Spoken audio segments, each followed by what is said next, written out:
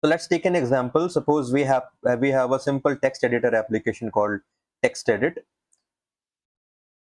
Block map of this application or these files should be look like.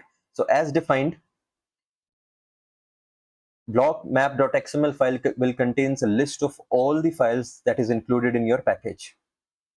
So suppose here in this case, file name is textedit.exe. This is a file, size is 512K.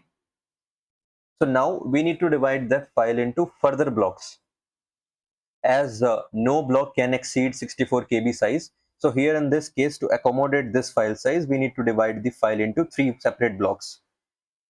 Block hash this of size 64 KB, second block of size 64 KB, third block of size 64 KB.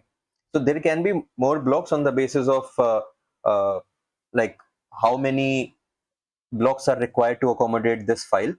So on that basis, same, a hash is there for each of the block that was generated after applying a hash function. So this is one file and its particular blocks.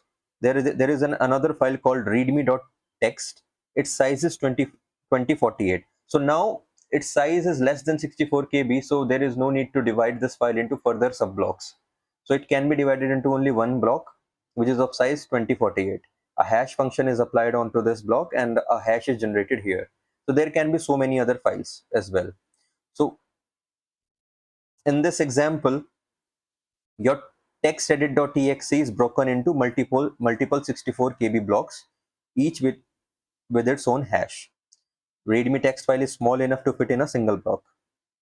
During installation, Windows checks each block's hash against what's listed in the blockmap.xml to ensure the files haven't been modified. As stated previously, what it does, your app installer service reads this block, apply a hash function during the runtime, and then it will generate a hash. And then it will compare the generated hash with the already specified hash in the block map XML file. So in this way, if it finds any difference, then that means your application has been tampered and it will stop the installation.